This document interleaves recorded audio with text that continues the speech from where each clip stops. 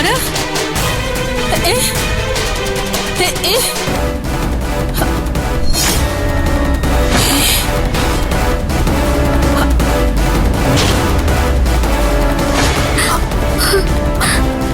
അമ്മായി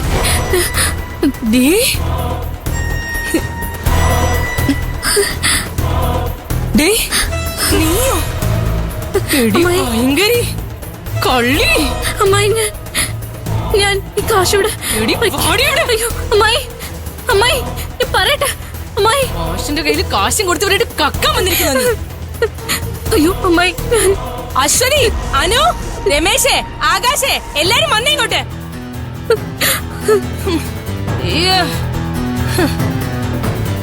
ആരും ഇല്ലടാ അവിടെ. എല്ലാരും ഇങ്ങോട്ട് വന്നേ. എല്ലാരും വരട്ടെ. വാടാ വാടാ വാടാ, നീയാ വരേണ്ടത്. അതെ, ഞാൻ പറയുന്നത് കേൾക്കാതെ നിങ്ങൾ ഇവിടെ വീട്ടിൽ കയറ്റി താമസിപ്പിച്ചില്ലേ? ദാ കാണു മരുമോളുടെ തനി സ്വഭാവം.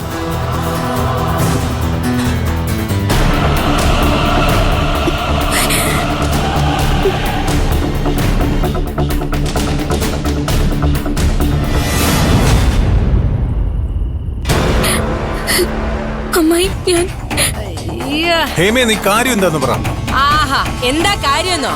പെങ്ങടെ മോൾ എന്റെ മുറിയിൽ കക്കാൻ വന്നിരിക്ക.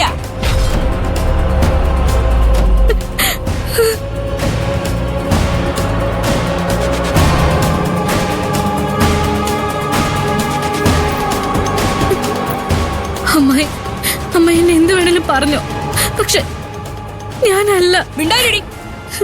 കയ്യില് കാശുമായിട്ട് കയ്യോടെ പിടിച്ചു നിർത്തിയിരിക്കാ ഞാൻ. നിനക്കിനി എന്ത് ന്യായമാണ് ഇവരോടൊക്കെ പറയാനുള്ളത്? ആർക്ക് കൊടുക്കാനടി നീ ഈ കാശ് കട്ടോണ്ട് പോയത്?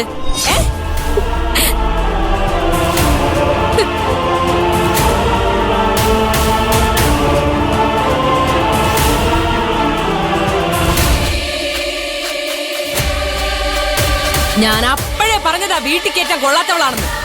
ഇപ്പതേ എല്ലാരും കണ്ടല്ലോ അല്ലേ? അമ്മേ, ചാരു മോഷ്ടിക്കില്ല. അവള് സപ്പോർട്ടായിട്ട് വന്നല്ലോ അല്ലേ? എടോ, ഇവള് നിന്നെ മയക്ക് വെച്ചിരിക്കാണെന്നൊക്കെ എനിക്കറിയാം. എടോ മോനെ, ദേ നിന്റെ ഈ ഭാര്യ ഉണ്ടല്ലോ, ഇവൾക്ക് പാതിരാത്രിയിൽ എന്റെ റൂമിൽ എന്താ കാര്യം?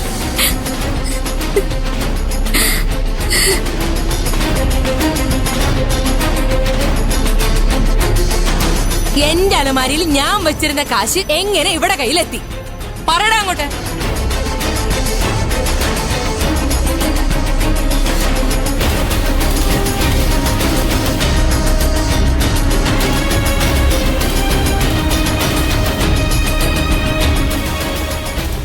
ചാരു, നീ ഈ കാശ് മോഷ്ടിച്ചിട്ടില്ലാന്ന് എനിക്കറിയാം. എന്താ നടന്നത്?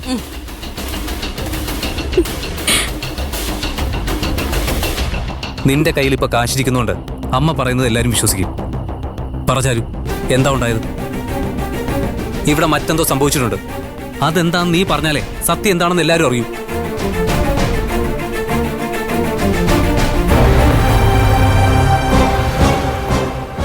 പറ ചാരു. ചേട്ടാ, ഞാൻ കാശ് തിരികെ കൊണ്ടുവയ്ക്കാൻ ചെന്നതാ. ശരി, അപ്പോ കാശ് എടുത്തേരാ.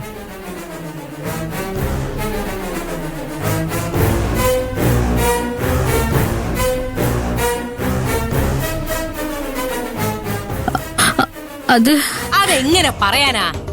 എടാ, ഇവിടെ ഉള്ള ആരുടെ തലയിലും ഈ മോഷണം കെട്ടിവെക്കാനാവില്ല. കാരണം എല്ലാരും ഈ തറവാട്ടിലുള്ളവരാ. കക്കാൻ പോകുന്ന പാരമ്പര്യമൊന്നും ഈ വീട്ടിൽ ആർക്കും ഇല്ല.